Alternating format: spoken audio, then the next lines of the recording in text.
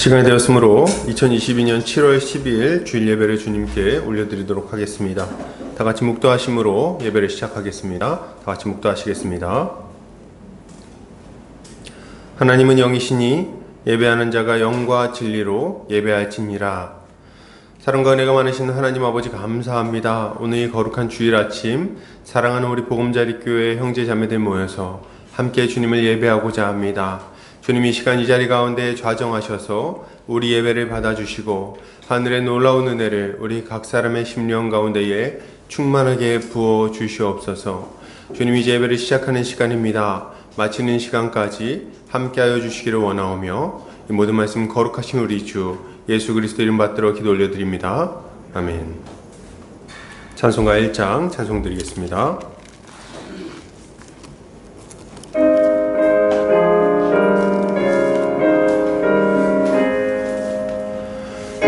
만복의 근원 하나님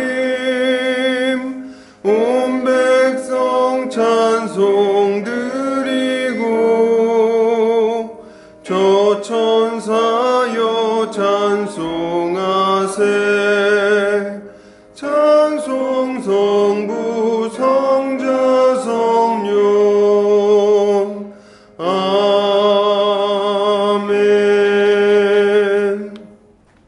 같이 사도신경으로 우리 신앙을 고백하겠습니다. 성경 맨 앞 페이지를 참고하시면 되겠습니다. 다 같이 고백합니다.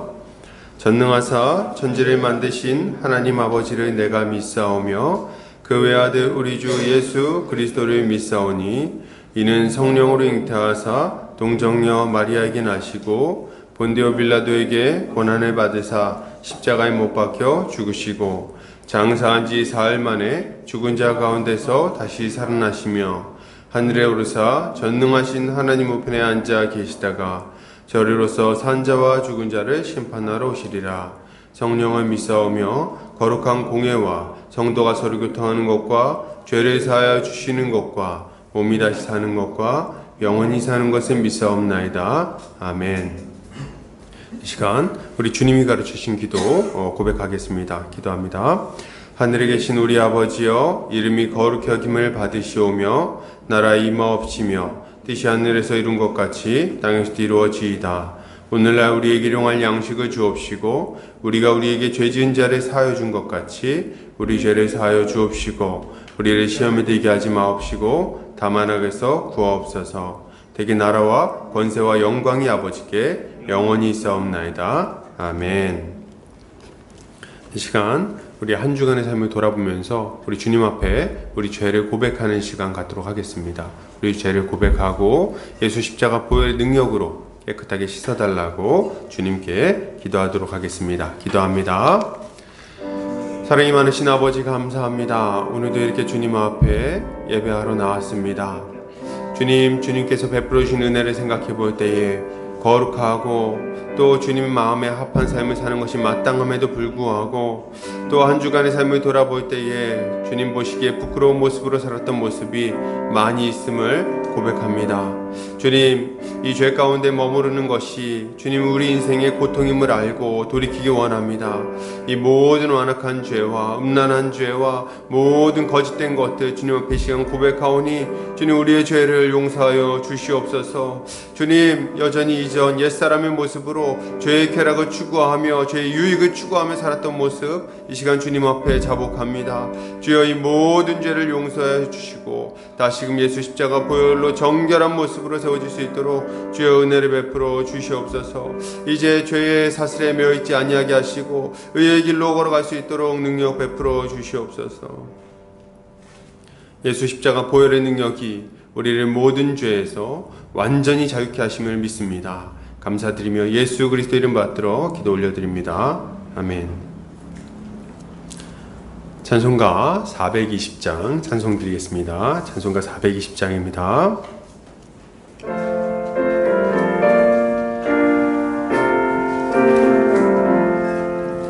너 성결케 위해 늘 기도하며 너 주 안에 있어 늘 성경 보고 온 형제들 함께 늘 사귀면서 일하기 전마다 너 기도하라.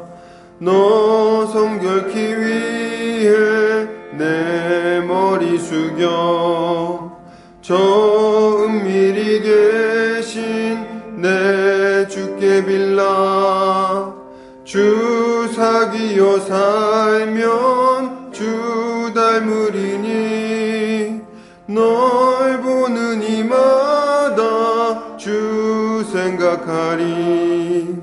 너 성결케 위해 주 따라가고 일 다급하여도 당황치 말고 참 즐거울 때나 또 슬플 때나 너 주님만 믿고 늘 따라가라. 너 성결케 위해 늘 기도하며 내 소원을 주께 다 맡기어라.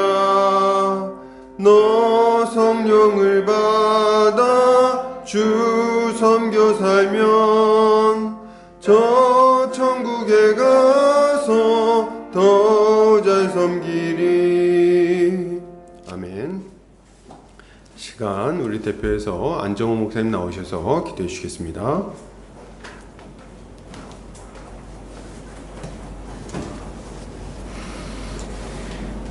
좋으신 하나님 아버지, 오늘도 우리를 보금자리 교회로 부르셔서 주께 예배드리게 하심에 감사드립니다. 주님은 온 우주 만물을 창조하시고 이 세상을 주님 뜻대로 다스리시는 전지전능하신 하나님이십니다.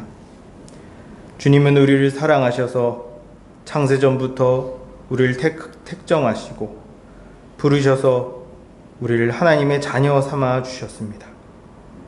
그리고 우리가 지은 모든 죄를 자기 아들에게 담당시키심으로 더 이상 우리가 죄값을 치르지 않고 죄로부터 자유하게 하셨습니다. 우리를 구원하셨습니다. 우린 아버지께서 우리에게 베풀어 주신 은혜가 얼마나 큰지 감히 측량할 수 없지만 지금 우리가 알고 믿는 것만으로도 하나님의 은혜가 감당할 수 없을 정도로 크심을 압니다. 주여 감사합니다. 우리를 사랑해 주시고 우리를 구원해 주시고 우리를 다스려 주시니 감사합니다. 주님께서 우리를 구원하시려 오래 참으시고 자기 아들까지 내어주셨는데 우린 아직도 여전히 죄를 짓고 넘어집니다. 이번 한 주에도 얼마나 많은 죄를 지었는지 셀 수도 없습니다. 주여, 예수 그리스도 십자가 은혜로 우리의 모든 죄를 사하여 주시옵소서. 그리고 하나님의 은혜와 사랑을 더 많이 알고 믿어 더 이상 죄의 종노릇하지 않고 죄로부터 승리하는 삶을 살게 하여 주시옵소서. 그러기 위해 오늘도 주님의 말씀을 듣습니다. 안중현 담임 목사님께서 오늘 하나님의 말씀을 선포합니다.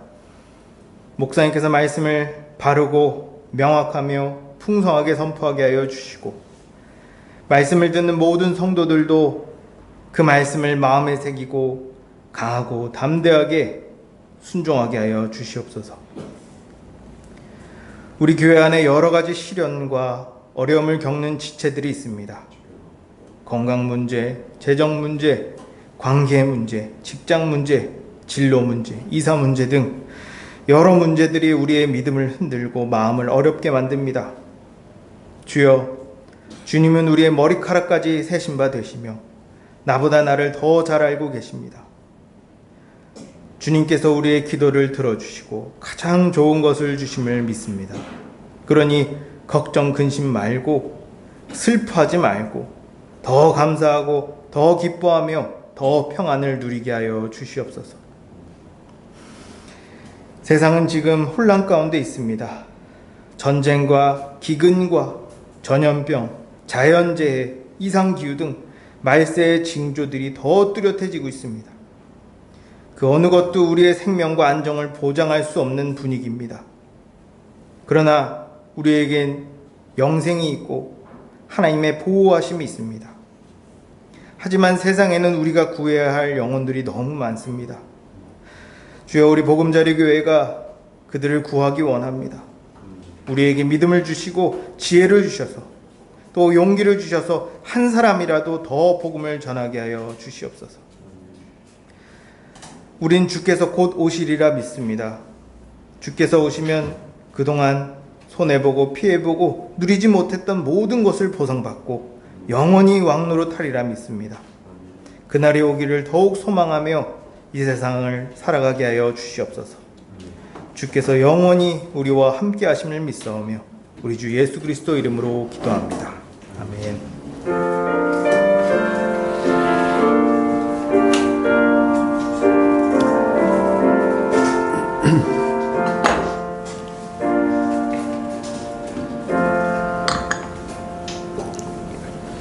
이 시간 우리 요리문답하는 시간 갖겠습니다. 주보 오른쪽 면에 참고하도록 하겠습니다. 제가 질문하고 함께 답변하도록 하겠습니다. 제가 질문합니다. 75문 십자가에서 단번에 들이신 그리스도의 속죄제사와 그의 모든 복에 당신이 참여하고 있다는 것을 성만찬은 어떻게 상기시키고 확신시켜 줍니까? 그것은 다음과 같습니다. 그리스도께서는 나와 모든 신자들에게 이 뗀 떡을 먹고 이 잔을 마시라고 명령하셨습니다. 그리고 명령과 함께 이런 약속을 하셨습니다.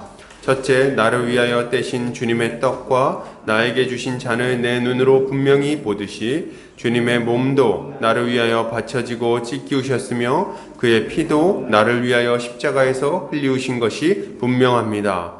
둘째, 그리스도의 몸과 피의 상징으로 내게 주어진 주님의 떡과 잔을 집례자로부터 받아서 입으로 맛보는 것이 분명하듯이 주님께서도 십자가에 달리신 몸과 흘리신 피로 영생에 들어가도록 내 영혼을 새롭게 하시며 살찌게 하시는 것이 분명합니다.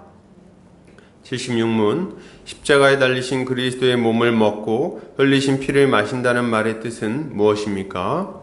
그것은 믿는 마음으로 그리스도의 모든 고난과 죽음을 받아들이는 것이며 믿음으로 사죄와 영생을 얻게 된다는 뜻입니다. 더욱이 그것은 그리스도 안에 그리고 우리 안에 거하시는 성령을 통하여 우리가 그리스도의 복된 몸에 연합됨을 의미합니다. 그래서 주님은 하늘에 계시고 우리는 땅에 있을지라도 우리는 주님의 살이며 주님의 뼈인 것입니다. 그리하여 우리 신체의 각 부분이 한 영혼에 의하여 지배를 받듯이 우리도 한 영에 의하여 지배를 받으면서 영원히 살게 되는 것입니다. 아멘. 이 시간 우리 광고하는 시간 갖겠습니다. 교회 소식 보겠습니다. 보금자리 교회에 오신 성도님들 환영합니다. 주님 안에서 함께 자라가기를 소망합니다. 오늘 새로운 한 가정이 방문해 주셨어요. 우리 박수로 좀 환영하도록 하겠습니다. 반갑습니다. 잘 오셨어요. 앞으로도 말씀으로 잘 교제 나눌 수 있기를 바랍니다. 매주 수요일 저녁 7시 반부터 9시까지 교리 강좌가 진행됩니다. 현재 복음의 기초 강좌를 지난주부터 시작했는데 이번 기회를 통해서 모든 성도들이 건강한 교리 위에 든든히 설 수 있도록 기도해 주시면 감사하겠습니다. 특별히 이제 그 수요일날 줌으로 강의를 시작을 했는데 이제 유튜브 스트리밍으로 그 전주 거를 돌아오는 화요일부터 진행하게 됩니다. 들으신 분 또 안 들으셔도 돼요. 그러나 이제 안 들으신 분들은 그걸로 이렇게 참석해 주시면 되겠습니다. 혼자 가만히 스트리밍하면 되게 어색하잖아요. 그러니까 이제 누가 좀 들어와서 들으면 좋겠다 이런 생각을 합니다. 의무감을 가지고 하면 좋겠어요. 자, 그리고 7월 11일에서 15일까지 이제 내일부터죠. 금요일까지 특별 새벽 기도회를 진행합니다. 이때까지 없었던 새벽 기도회예요. 그래서 기도를 통해서 힘을 얻고 마음을 새롭게 하는 시간이 됐으면 좋겠습니다. 저희 교회 특성상 굉장히 멀리서 오시는 분들이 많죠. 그래서 그 새벽에 차가 없는 걸 제가 잘 알고 있습니다. 그러니까 앞에서 이렇게 인터넷으로 온라인으로 참여할 수 있도록 주문을 열 테니까 너무 멀어서 못 오시는 분들은 그렇게 참여하시면 되겠습니다. 저는 옵니다. 저는 오니까 어색하게 생각하지 마세요. 말씀 선교센터와 한책의 사람들 말씀운동 연합과 누룩운동 숙명여대 시카모임 가운데 많은 열매가 맺혀지도록 기도해 주시면 감사하겠습니다. 새벽 예배는 6시부터 7시까지 진행됩니다. 그렇게 하시면 되겠습니다. 이 시간 우리 말씀 보는 시간 갖도록 하겠습니다. 사사기 6장 1절부터 10절 말씀입니다. 사사기 6장 1절에서 10절입니다.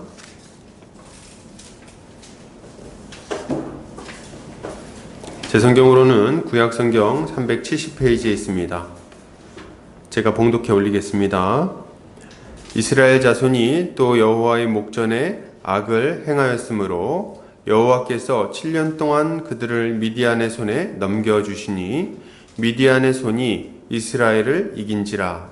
이스라엘 자손이 미디안으로 말미암아 산에서 웅덩이와 굴과 산성을 자기들을 위하여 만들었으며 이스라엘이 파종할 때면 미디안과 아말렉과 동방 사람들이 치러 올라와서 진을 치고 가사에 이르도록 토지 수산을 멸하여 이스라엘 가운데에 먹을 것을 남겨두지 아니하며 양이나 소나 나귀도 남기지 아니하니 이는 그들의 짐승과 장막을 가지고 올라와 메뚜기 떼같이 많이 들어오니 그 사람과 낙타가 무수함이라. 그들이 그 땅에 들어와 멸하려 하니 이스라엘이 미디안으로 말미암아 궁핍함이 심한지라.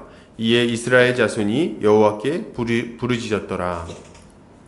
이스라엘 자손이 미디안으로 말미암아 여호와께 부르짖었으므로 여호와께서 이스라엘 자손에게 한 선지자를 보내시니 그가 그들에게 이르되 여호와께서 이같이 말씀하시기를 이스라엘의 하나님 내가 너희를 애굽에서 인도하여 내며 너희를 그 종되었던 집에서 나오게 하여 애굽 사람의 손과 너희를 학대하는 모든 자의 손에서 너희를 건져내고 그들을 너희 앞에서 쫓아내고 그 땅을 너희에게 주었으며 내가 또 너희에게 이르기를 나는 너희의 하나님 여호와이니 너희가 거주하는 아모리 사람의 땅의 신들을 두려워하지 말라 하였으나 너희가 내 목소리를 듣지 아니하였느니라 하셨다 하니라. 아멘. 사사기 6장 1절에서 10절까지 웅덩이와 동굴 속에 숨었을 때라는 제목으로 말씀을 나누도록 하겠습니다. 이 시대에 많은 성도들이 교회를 다님에도 불구하고 무기력하고 힘든 삶을 살아가는 것 같습니다. 교회를 다니는데도 별로 그렇게 행복해 보이지 않는 경우들이 많이 있는 것 같아요. 예수를 믿고 하나님의 백성이 된 자들은 하나님 나라의 복을 누리면서 살아가는 것이 너무 마땅합니다. 근데 많은 사람들이 그 복을 누리지 못한다는 거죠. 그 이유가 뭘까요? 그 이유를 한마디로 말씀드리면 바로 죄 때문입니다. 죄 때문에 그 복을 누리지 못하는 거예요. 많은 사람들이 예수를 믿고 나서도 하나님의 다스림을 받으며 그 은혜 가운데 살아가지 않고 도리어 이전에 예수를 믿지 않던 때에 따르던 이 세상 신을 따르며 이 세상 방식으로 죄의 다스림을 받으며 살아가고 있다는 거예요. 말씀을 따라 거룩한 삶을 살아갈 때 우리 인생에는 복이 찾아옵니다. 우리 주님의 다스림은 우리 인생을 살찌우고 복되게 만들어줘요. 그런데 우리가 죄의 다스림에 들어가는 순간 우상숭배에 빠지는 순간 우리 인생에는 여러 가지 종류의 고통이 찾아오게 마련입니다. 이전에 우리가 믿지 않던 때에 겪던 그 고통이 다시 우리 인생 가운데 찾아오게 된다는 거예요. 그죠? 믿지 않는 사람들처럼 죄의 다스림 가운데 살아가는데 복을 누릴 수 있을 리가 없는 겁니다. 오늘 본문은 이스라엘 자손이 또 여호와의 목전에 악을 행했다고 말하고 있어요. 또 여호와의 목전에 악을 행했다. 그들은 또 범죄했어요. 또. 오늘 좀 또라는 단어가 굉장히 눈에 들어오는데 또 범죄했어요. 또. 우상을 숭배하고 이웃에게 악을 행하는 삶을 다시 또 살게 된 겁니다. 또 죄를 범했다. 근데 이제 뭐 목사님 어떻게 그 우상 숭배인지 어떻게 압니까? 여기 안 나오는데, 예, 뒤에 보면 이제 기드온이 자기 아버지 집에 있는 바알의 우상을 부수는 걸 볼 수가 있습니다. 그리고 사람들이 막 벌떼같이 일어나가지고 어떻게 바알 우상을 부셨냐 그러고 막 이제 화를 내거든요. 그걸 보면 이스라엘 백성들의 현재 처지가 어떠한지가 굉장히 선명하게 드러나는 거예요. 그들은 굉장한 고통을 겪고 있었는데 그럼에도 불구하고 어떻게 살고 있습니까? 그럼에도 불구하고 여전히 우상을 숭배하면서 바알에게 마음을 빼앗겨서 그렇게 살아가고 있는 거예요. 그런 모습인 거를 이렇게 우리가 알 수 있는 거죠.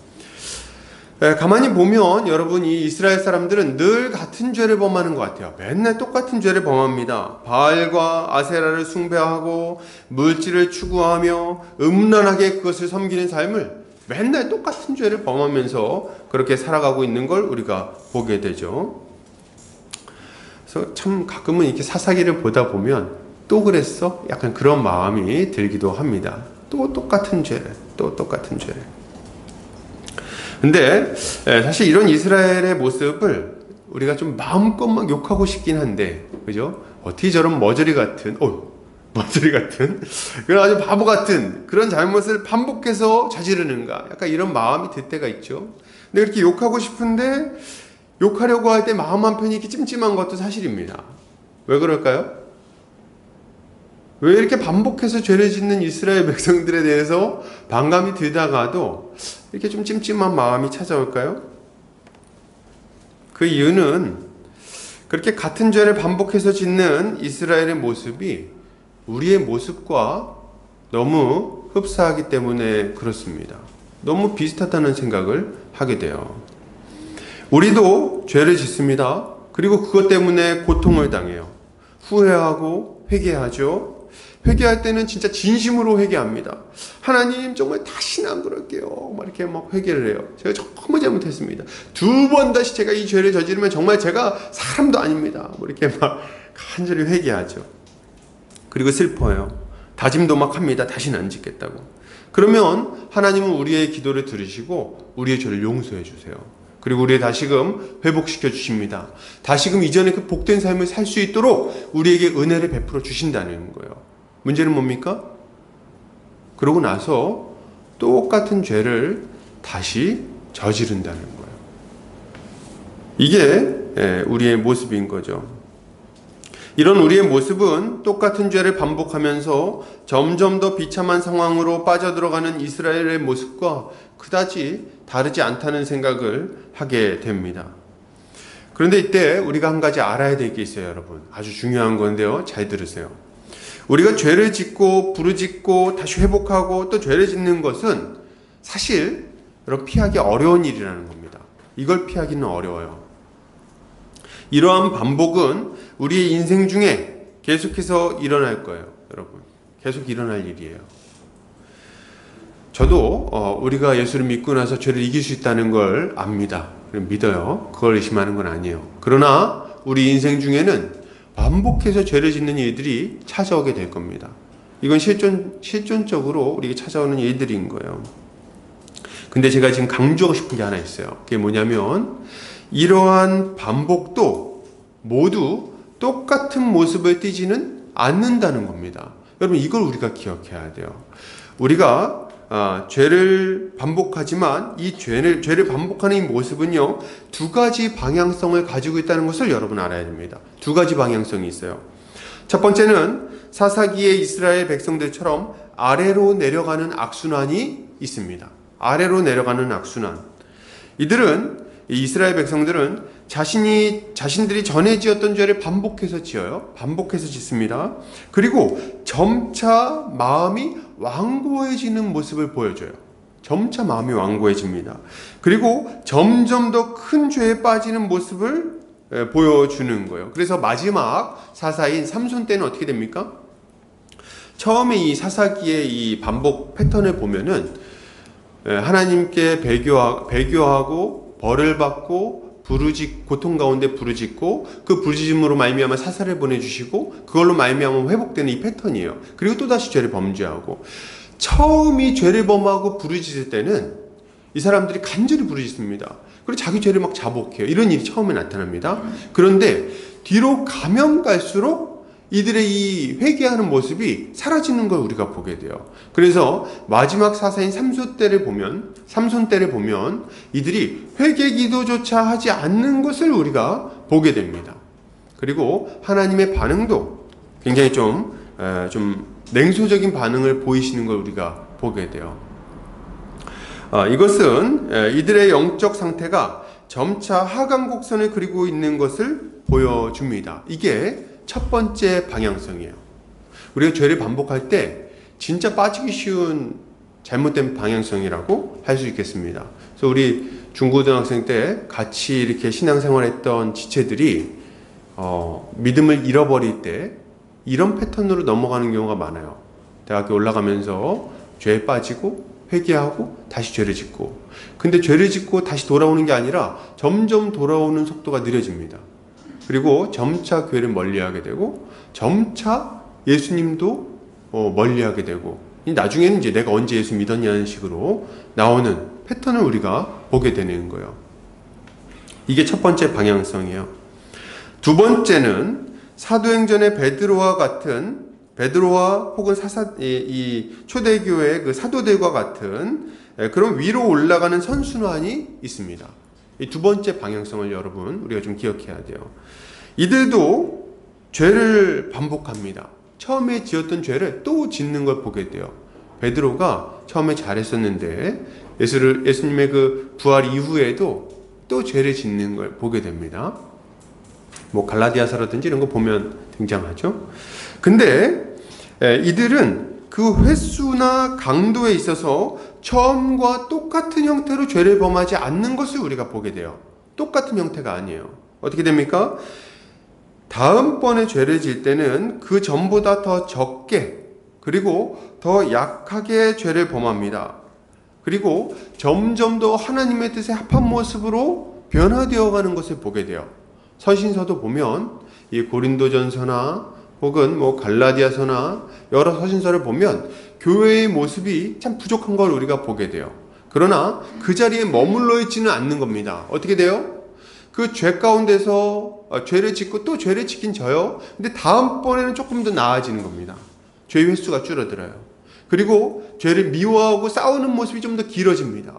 그 다음번에는요 좀 더 줄어들어요. 그 다음번에는 더 줄어들어요. 더 줄어들고 더 줄어들고 더 줄어들고. 사도 바울도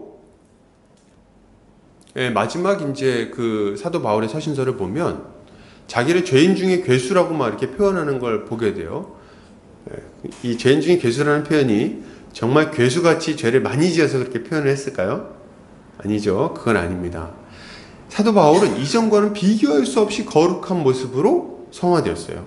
그럼에도 불구하고 자신의 그 작은 죄들까지도 하나님 앞에 아주 명확하게 보는 상태가 된 거죠. 그러니까 사도 바울도 처음에 비해서 나중에 가면 갈수록 거룩해지는 것들을 우리가 보게 되는 거예요.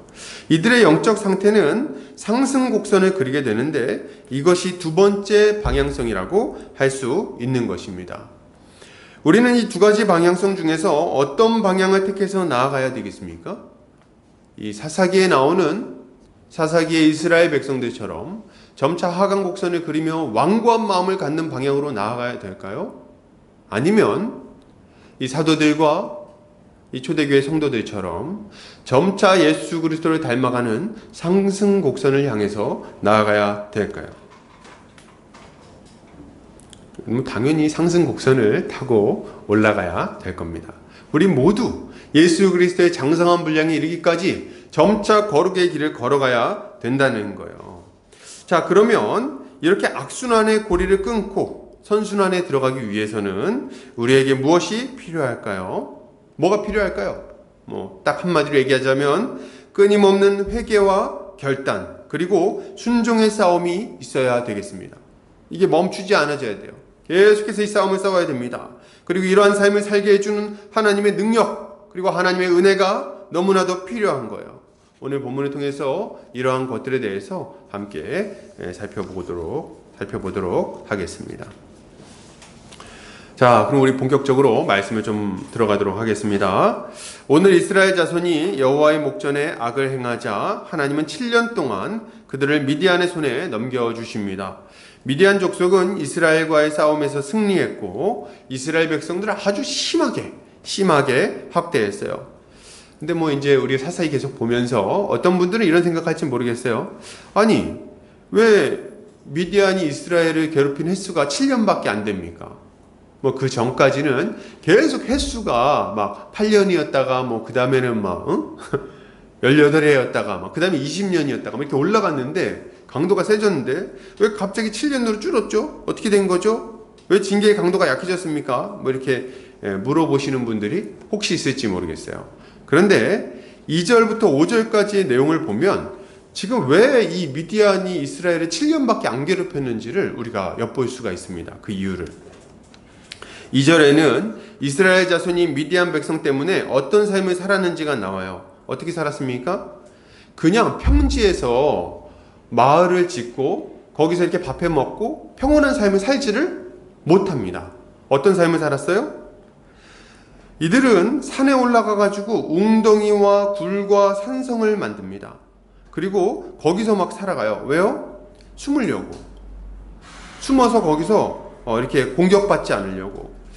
눈에 띄는 곳에 살고 있으면 미디안 족속이 가만히 내버려 두질 않는 거예요. 평지 가운데 있는 사람들, 낙타를 몰고 가가지고 다 도달할 수 있는 곳은 다 초토화시키는 겁니다. 그래가지고 실제로 그 문서 같은 걸 보면은 절벽 같은 데 굴을 많이 파놨다 그래요. 절벽에 굴을 파고 그 절벽 속에 있는 굴에 들어가는 거예요. 옛날 로마 시대 때 카타콤 들어가는 것처럼 그런데 숨는 겁니다. 그래가지고 얘네들이 거기 올라가는 게 귀찮아서 안 오도록 그렇게 거기 숨는 거예요. 그래가지고 온전히 생활을 할 수가 없는 겁니다. 깊은 산이나 웅덩이, 굴과 산성, 낙타가 올라오지 못하는 그런 곳, 그런 데 숨는 거죠. 자, 그러면 미디안이 어떻게 괴롭혔길래 이렇게까지 합니까? 할 때 3절, 4절에 그 내용이 나오는데요. 정말 잔인합니다. 어떻게 괴롭혀요? 이스라엘이 파종한 때면 미디안과 아말렉과 동방 사람들이 치러 올라와서 진을 치고 가사에 이르도록 토지 소산을 멸하여 이스라엘 가운데 먹을 것을 남겨두지 아니하며 양이나 소나 나귀도 남기지 아니하니. 여기 보면 미디안 족속이 올라올 때 혼자 올라오지 않습니다. 미디안은 여기 이제 지중해가 있고 여기 이제 가나안 땅이 있죠. 그리고 이쪽에 이제 이렇게 시나이 반도가 있습니다. 이쪽에 미디안이 있어요. 이쪽에, 이 아래쪽에.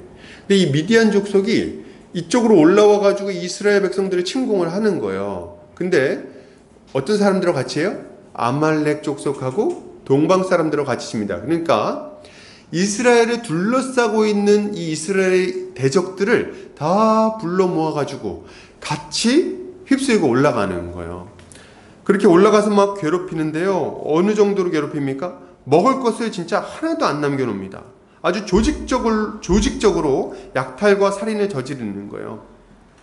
특별히 본문에서는 곡식을 파종하는 시기에 찾아와서 이렇게 토지소산을 멸했다고 말하는데 먹을 것을 남겨두지 않았다 그래요. 양, 소, 나귀 하나도 안 남겨뒀다 그러죠. 근데 이게 파종할 때만 올라온 것도 아닙니다. 이 나중에 뒤에 보면은 이 기드온이 밀을 수확한 다음에 포도주 짜는 틀에서 그 밀을 타작하거든요. 그러니까 그걸 보면은 그때도 막 쫓아와가지고, 그러니까 추수하는 시기에도 쫓아와가지고 다 뺏어가고 죽이고 막 했던 거예요. 그러니까 아주 파종한 때도 훔쳐가고 약탈하고 나중에 추수할 때도 약탈하고, 그러니까 완전히 씨를 말리려고 하는 걸 우리가 보게 되는 거죠. 자, 여러분, 이런 약탈은요 정상적이지 않아요. 왜 정상적이지 않아요? 약탈은요 추수 때 하는 게 맞습니다. 그렇지 않습니까? 보통 약탈은, 제가 약탈 안 해봐서 모르는데 약탈은 추수 때 하는 게 지혜로운 거예요.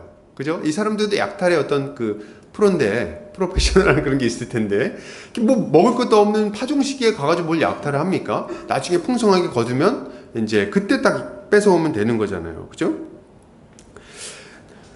파종한 때는 농사 짓도록 일단 내버려 둬야 되는 겁니다. 이게 좀 효율적이에요. 그렇지 않아요? 그래야지 충분히 좀 파종해서 곡식을 많이 거두면 이제 그때 이제 쌓아놓은 거 가져오면 이게 제일 베스트 아닙니까? 그리고 다 약탈하면 안 돼요. 절대로. 약탈할 때도. 왜요? 다 약탈하면 농사 짓는 애들이 죽잖아요. 그죠? 그러니까 다 약탈하면 안 되고 남겨둬야 됩니다. 일정 부분.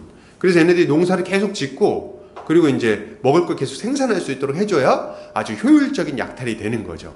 그래서 제가 만약 이 미디안 백성들이었다면 이렇게 약탈을 했을 텐데 지금 이 사람들은 그렇게 안 하는 거예요. 왜요? 저만 못해서? 아닙니다. 그게 아니에요. 지금 이 미디안이 약탈하는 형태를 보면 이 사람들의 목적이 곡식을 약탈하는 데 있지 않다는 걸 우리가 알 수가 있어요. 그럼 어디에 목적이 있는 겁니까? 여기 보면 토지소산을 멸했다고 하는데 다 죽이는 게 목표인 거예요. 다 쓸어버리는 게 목표인 겁니다. 왜요? 지금 가서 다 막 죽이고 다닌 거예요. 다 죽이고 막 가만두지 않는 겁니다. 눈에 보이기만 하면 다 화살 쏴서 죽이고 막 그 낙타 몰고 가서 막 목 베고 그리고 막 여자는 끌고 가고 막 이렇게 하고 있는 거예요. 근데 얘네들이 막 숨었어. 어디 숨었냐니까 절벽에다가 군을 파고 거기 막 들어가 있는 거예요. 그러니까 이게 다 죽일 수는 없어. 그러니까 어떻게 해요? 쫓아가서 죽이긴 귀찮으니까 밑에 있는 곡식을 싹 쓸어버리는 거예요. 그래서 걔네들이 결국에는 굶어 죽도록 견디지 못하도록 그렇게 지금 하고 있는 거죠. 어느 정도로요? 가나안 남동쪽에서부터 왼쪽 끝에 있는 가사 지방까지 이스라엘 전체를 이렇게 휩쓸고 다니는 겁니다. 몇 명이 그러고 다녔죠? 5절에 보면 메뚜기 떼 같이 많았다 이렇게 얘기를 하고 있어요. 메뚜기 떼. 그래서 막 그 다큐멘터리 같은 거 보면 메뚜기 떼가 하늘을 딱 날면 하늘에 이렇게 태양빛이 딱 가려집니다. 새까맣게 딱 가려져요. 그 정도, 그러니까 이때 당시 이 지역의 그 메뚜기 떼는 그런 이미지거든요. 그래서 우리가 그 들판에서 보는 그 구워 먹기 좋은 그런 메뚜기가 아니에요. 그래서 이때 메뚜기는 거의 한 번 오면은 싹 휩쓸고 지나가는, 그러니까 먹을 거 하나도 안 남겨놓는 그런 이미지입니다. 근데 얘네들이 그 정도로 많이 몰려온 거예요. 들판을 빼곡하게 덮는 숫자가 매년 몇 차례씩 올라와서 휩쓸고 다니는 겁니다. 여러분, 왜 7년밖에 안 괴롭혔냐고요? 그 이유는 너무 분명해요. 그 이상은 이스라엘이 견디지 못하는 거예요. 그 이상 내버려두면 더 이상 참을 수 없는, 버틸 수 없는 그런 지경까지 몰리게 된 겁니다. 이런 이스라엘의 비참한 모습은 여러분, 하나님의 법에 불순종하는 자들에게 찾아오는 고통스러운 삶이 어떤 모습인지를 우리에게 아주 선명하게 보여줍니다. 이스라엘은 하나님의 은혜로 누리던 가나안의 그 풍성한 소산을 다 잃어버렸어요. 포도송이 하나하나가 막 두 사람이 짊어져야 될 정도로 그 풍성하던 가나안의 소산을 하나도 누리지 못하고 있다는 거예요.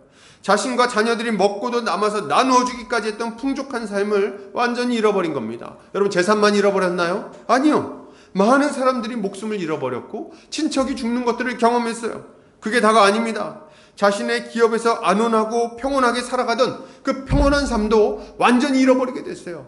마을에서 밥 짓고 연기 나는 모습 보고 석양을 보고 비 내리는 걸 보고 함께 이웃들과 하하호호 웃던 그 모든 모습들이 다 사라지게 된 겁니다. 그걸 다 잃어버렸어요. 평온한 일상이 없어졌습니다. 늘 불안하고 늘 떨리고 늘 쫓기는 그런 인생, 한순간도 만족하지 못하는 빈곤한 인생, 그 인생이 그들에게 찾아왔다는 거예요. 늘 두려움에 빠져서, 늘 슬픔에 빠져서, 늘 후회하며 늘 어리석은 삶을 살아가는, 동굴에 숨어 사는 비참한 처지가 되어버린 거죠. 여러분, 근데 이때 한 가지 의문이 듭니다. 아니, 진짜 한두 번도 아니고 이 바보들도 아니고 도대체 이스라엘 백성들은 왜 이렇게 반복해서 똑같은 죄를 짓는가? 그 죄가 도대체 뭐길래 여기에 이렇게 쉽게 넘어가는가? 이런 의문을 우리가 가지게 되는 거죠. 그 이유는 분명합니다. 뭐예요? 죄가 그만큼 매력적이라는 거예요. 죄가 매력적이지 않으면 죄에 빠지겠습니까? 바보도 아니고. 죄 때문에 몇 번 좀 이렇게 고생을 해보면요, 약간 겁이 납니다. 두려운 마음이 있어요. 그래서 또 죄를 짓는 게 겁날 때가 있어요. 근데 그럼에도 불구하고 또 죄를 반복해서 짓는 이유는 그 죄가 그 두려움을 넘어설 정도로 매력적으로 보이기 때문에 그런 겁니다. 여러분, 이스라엘 백성들이 숭배했던 바알은 천둥과 번개의 신이에요. 그리고 그 아내였던 아세라 여신은 풍요와 다산의 신이죠. 이 신들은 농경사회에 절대적으로 중요한 비와 다산을 약속하는 신들입니다. 그러니까 딱 봤을 때 얘네를 숭배하면 큰 이익을 얻을 거라는 것을 약속받는 거예요. 그러니까 거기에 큰 매력을 느끼는 겁니다. 풍요로운 삶을 산다고? 지금 이제 매년 그냥 얼마 비가 잘 내릴까 못 내릴까 걱정할 필요 없이 큰 풍년이 들어서 창고에다 곡식을 쌓아놓고 염려 없이 살 수 있다고? 그럼 한번 좀 이렇게 섬겨볼까? 이런 마음이 든다는 거죠. 또 하나는 뭡니까? 이들의 그 종교 행위 자체도 이스라엘 백성들의 죄성을 굉장히 자극하는 형태를 띠고 있었습니다. 뭐예요? 네, 음행이 이들의 종교 행위의 핵심에 자리하고 있었습니다. 이들은 이제 바알과 아세라는 굉장히 좀 음란한 신들이었어요. 그래서 이들의 종교 행위 자체가 뭐냐면 제사의식 자체가 제사를 드리면서 그 앞에서 남자 제사장, 여자 제사장 뭐 이런 애들이 있어요. 걔네들과 이제 성행위를 하는 겁니다. 그 음행을 막 하는 거예요. 그러면 이 바알과 아세라 이 신들이 그걸 보고 막 기뻐합니다. 기뻐하면서 비를 내려준다고 이렇게 믿었어요. 이들의 교리 자체가 그런 거예요. 그러다 보니까 이스라엘 백성들의 그 죄성을, 그 완악하고 음란한 죄성을 아주 정확하게 자극하는 형태로 이들을 유혹하고 있었던 거죠. 그래서 이들이 이런 죄를 범한 거예요. 그러니까 정리해보면 이스라엘 백성들은 우상숭배를 통해서 풍요를 얻고 쾌락을 얻고자 이 일을 행했다는 거죠. 근데 여러분 있잖아요. 이게 지금도 똑같아요. 지금도 똑같습니다. 똑같은 이유에서 죄에 넘어가는 거예요. 여러분, 우리 왜 자꾸 반복해서 똑같은 죄에 넘어갑니까? 죄의 약속에 귀를 기울이는 이유가 뭡니까? 그 죄가 너무 달콤한 것들을 우리에게 약속하기 때문에 그렇습니다. 죄가 뭘 약속합니까? 우리에게 이익과 쾌락을 약속합니다. 그걸 우리에게 약속해요. 근데 문제는 뭐냐면 이 죄가 우리한테 이걸 약속할 때 뭉뚱그려서 약속하지 않아요. 너무 선명하게 눈에 보이도록 이걸 약속합니다. 그래서 거기 넘어가는 거예요. 죄의 약속이 너무 이게 손에 잡히듯이 보이는 약속을 한다는 거예요. 여러분, 왜 주일 안 지켜요? 왜 주일 안 지키고 주일에 일합니까? 여러분, 일해보신 분들 알아요. 이렇게 장사하는 분들은 주일 하루 더 일하면 얼마가 나오는지가 딱 금액이 떨어집니다. 커피숍을 열어보세요. 여러분, 커피숍을 열면 주일에 몇 명이 오는지가 딱 계산이 나와요. 얼마, 주일에 일하면 얼마. 딱 떨어지는 거예요. 왜 주일에 일하냐고요? 딱 떨어지니까. 나한테 주어질 이익이 얼마인지가 딱 떨어지니까. 여러분, 왜 형제를 험담하고 비방합니까? 그거 왜 해요, 그거? 나쁜 거 알면서. 왜 그럽니까? 해봐서 알아요. 속이 시원하다는 거. 그거 할 때, 보복할 때의 그 심리, 나한테 그 속상하게 했던, 나를 그냥 괴롭혔던, 날 무시했던 그 사람을 이렇게 험담할 때, 그래서 그 사람이 난처처지에 몰렸을 때 그 쾌감을 기억하고 있는 거예요. 그러니까 하는 거지. 여러분, 왜 바람 피냐고요? 왜 바람 피냐고요? 너무 뻔한 거 아닙니까? 그게 설레임과 쾌락을 약속하기 때문에 그렇습니다. 내 마음 두근거리는 것들, 울렁거리는 마음, 이제는 좀 둔해졌던, 내 배우자와는 더 이상 느끼기 힘들어진 어떤 그런 요소들을 자극해 주니까. 그리고 짜릿한 쾌락을 약속하니까. 그래서 죄에 빠지는 거예요. 바보가 아닙니다, 우리가. 예, 죄는 우리에게 아주 선명하게 이익과 쾌락을 약속합니다. 문제는 뭡니까? 그럼 문제는 뭘까요? 이런 죄의 약속은 모두 거짓된 약속이라는 것이 문제의 핵심에 있습니다. 그리고 이건 다 거짓된 약속이라는 걸 기억하시기 바라요. 죄의 약속은 다 부도난 어음과 같습니다. 이익을 약속하고 쾌락을 약속하지만 결코 그것을 그대로 가져다 주지 않는다는 것을 여러분 기억해야 되는 거예요. 죄의 약속은 처음에는 지켜지는 것처럼 느껴집니다. 그러나 금세, 얼마 걸리지 않아요. 금세 그 약속이 거짓말이라는 것이 들통납니다. 우리에게 이익을 준다고요? 쾌락을 준다고요? 아니요. 잠시 이득인 것 같죠? 그러나 금방 알게 됩니다. 내가 누리던 그 이익이 물거품처럼 사라지는 것을 경험하게 될 거예요. 도리어 그거보다 더 큰 손해가 우리 인생에 찾아오는 것을 경험하게 될 겁니다. 가정이 무너지고 그리고 내 인간관계가 무너지는 것을 경험하게 될 거예요. 잠시 보복하는 것이 쾌락을 갖다 줍니까? 속 시원한 마음을 주나요? 금세 후회하게 될 거예요. 왜요? 그것 때문에 관계가 깨지고 다른 사람들 안에서 누리던 그 신뢰관계가 다 깨어지는 것을 경험하게 될 거니까. 여러분, 불륜이 왜 우리에게 거짓 약속인 줄 아십니까? 예, 그것은 우리의 그 탄탄하고 안정적이었던 그 안정된 행복을 다 빼앗아가기 때문에 그런 거예요. 다 빼앗아갑니다. 순식간에, 한순간에 회복시키기도 어려울 정도로 이 모든 것을 가져가 버리는 거예요. 잠깐의 쾌락이 없는 건 아니에요. 마귀는요, 거짓 99%의 1%의 진실을 섞습니다. 그래서 잠시 쾌락을 줘요. 그리고 그 이후에 지속적인 고통과 참을 수 없는 불안함과 두려움, 불안정함을 가져다 주는 거죠. 여러분, 이걸 우리가 알아야 되는 거예요.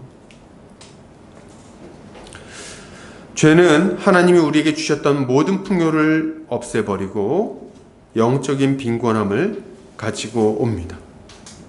우리 인생에는 평안도 없고 기쁨도 없게 되는 거예요. 도리어 걱정과 근심이 가득하게 될 것이고 두려움과 허무함이 가득하게 될 겁니다.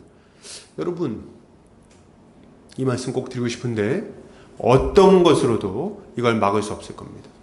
우리가 죄 가운데 다시 돌아갔을 때 우리의 힘으로 외적인 어떤 방법으로도 이러한 빈곤함과 고통을 막을 수 없어요. 왜요?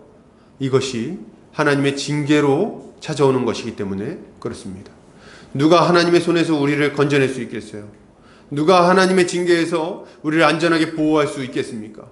누가 하나님의 도우심 없이 우리의 인생을, 우리의 영혼을 회복시킬 수 있겠어요? 누가 우리의 궁핍함을 다시금 충만하게 채워줄 수 있겠습니까? 하나님 아니고서는 아무도 그 일을 할 수 없기 때문에 우리는 결코 이것을 피할 수 없는 겁니다. 이런 삶을 우리가 조심해야 되는 거예요.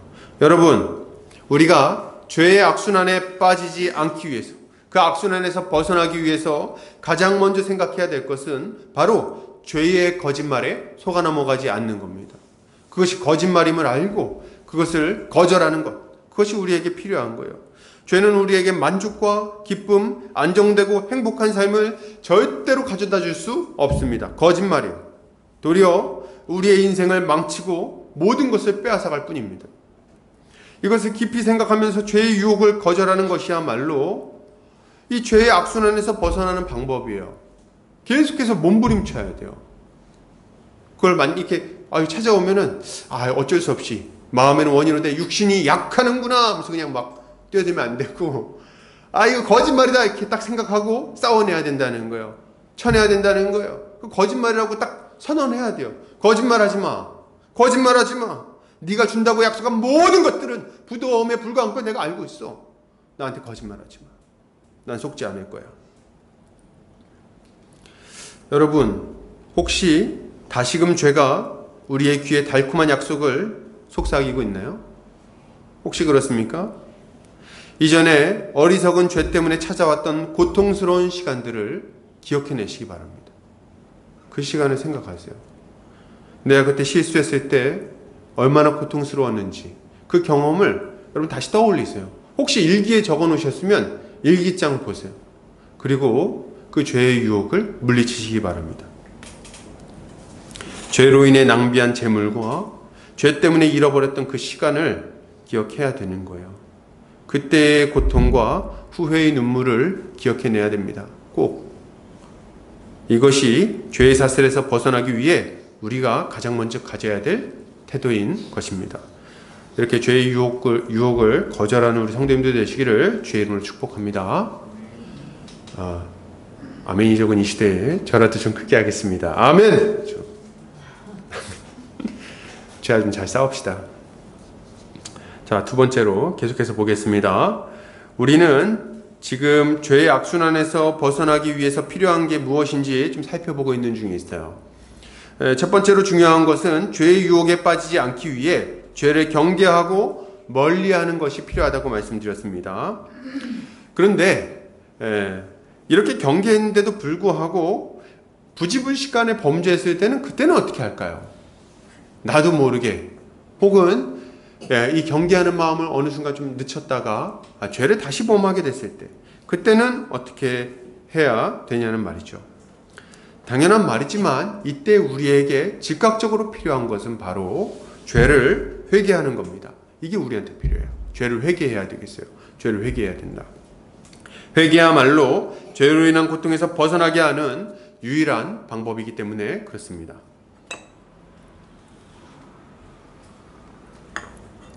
오늘 이스라엘 백성들은 또다시 어리석은 죄에 빠졌어요.